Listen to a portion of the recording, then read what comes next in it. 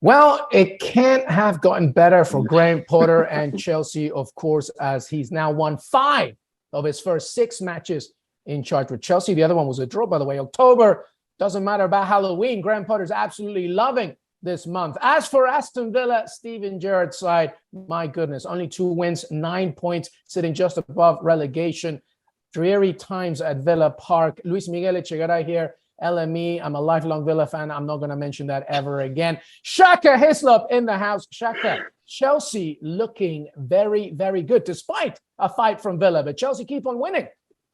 LME, listen, I know you're a Villa fan. You say you won't mention it, but that doesn't mean that I don't have to. And listen, I'll be honest with you. Chelsea got the 3 points. Very happy with that. Very happy with life under Graham Potter, as you mentioned. But if you're Villa, or indeed a Villa fan, you're probably looking back on this and wondering where it all went wrong. How did this game escape you? I thought it was brave from Gerrard. No Buendia, no Coutinho in the starting lineup. Leon Bailey and Ollie Watkins sitting in behind Danny Ings up front. And I thought it worked. I thought Aston Villa were the better of the 2 teams in the first half. I thought they created more. I thought they gave Chelsea a whole lot more to worry about. Yet somehow you go in at the break behind. And I'm tempted to call this the Mason Mount and Kepa show. Mount scored both goals.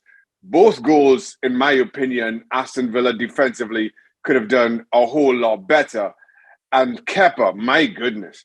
A year ago, I totally wrote Kepa off. I hold my hands up there. I didn't think there was any way back for him. But his performances of late, I think I'm right in saying that's 4 clean sheets in a row. And the performance today, I thought, was simply outstanding. He made a save from Ings in the first half that I thought was as good as you will see.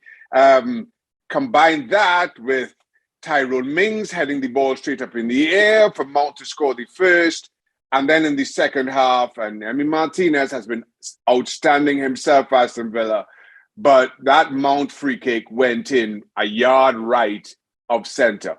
I expected a goalkeeper of his quality to deal with that comfortably, but cheated behind the wall and got caught out for it. So 2 defensive mistakes, a goalkeeper inspired, and Aston Villa take nothing from it.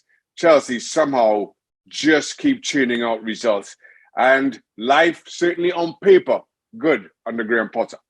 Yeah, this game of ours, the Premier League, specifically all over the world as well, it's all about collective, about how a starting 11 could work together. But today was definitely about the individual, right? Kepa Arrizabalaga, as you mentioned, there's Shaka, probably the best performance I have seen him, definitely in recent time with Chelsea. Some tremendous saves. And Tyrone Mings' effort and his error due to Mason Mount's opener, and obviously Emiliano Martinez in the second, which means now, to Shaka's point, Steven Gerrard has now lost as many matches, Shaka, with Villa at Villa Park, 8 in 19, as he did with Rangers at Ibrox as well, 1894 across all competitions. The most alarming side, though, Shaka, and I'll ask you first about Villa, then we'll get into Chelsea, but the one about Villa is that it's 2 wins only in the Premier League this season. They were not impressive victories, 9 points, sitting just above relegation. I mean, it's been a long time. A longer piece of data is that Villa have only won 5 in the last 25 Premier League matches. I mean, this is some dreary stuff. I know there are injuries. I know there are problems, but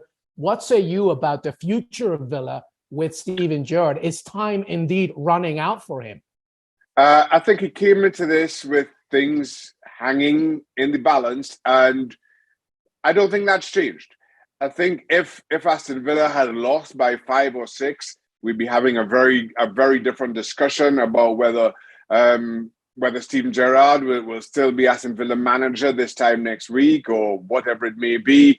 But I really thought Aston Villa played well today. And I know the result was poor, but watching that game from beginning to end, I thought Villa were unlucky. Had Lady Luck, or more to the point, the referee been a little bit more kind in some of his decisions.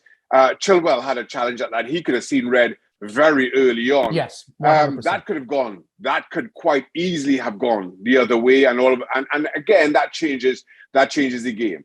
And I know we'll get to Chelsea a little bit more, but I mentioned how dominant I thought Villa were, particularly in the first 45. And Chelsea changed their formation, bringing on Koulibaly for Havertz at halftime, changed things. And while it kind of ebbed some of the flow for Chelsea, I still think that Villa competed well. So all that being said, despite the result, I thought it was a good performance. No, that doesn't change the pressure under Steven Gerrard, but it doesn't add to it. And that was my concern coming into this one, that at the end of the day, Steven Gerrard and Aston Villa would find themselves under even more pressure. And I don't think that's the case. Very quickly to end this, Chelsea fourth now in the Premier League, looking good in the Champions League as well. Graham Potter has won every single game in October. I believe it's 13 goals scored. They've only conceded twice, I believe, maybe even once. How high is their ceiling now under Graham Potter, such a talented and well-renowned manager?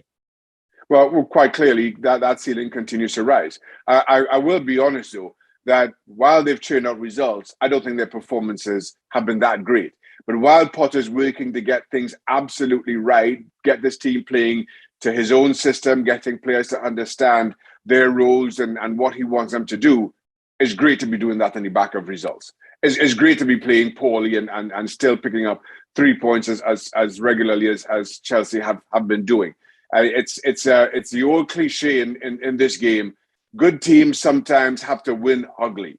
And while I'm stopping short of saying Chelsea are good just yet, they're winning games. And that's a good place to have a starting point in trying to put things together under Potter. A good place, and the most important place to get 3 points is always the key thing every single weekend. Two English managers staring in different directions as Villa once again lose and Graham Potter once again wins. Thanks so much for watching ESPN on YouTube. And for more sports highlights and analysis, be sure to download the ESPN app. And for premium content and live streaming, subscribe to ESPN Plus.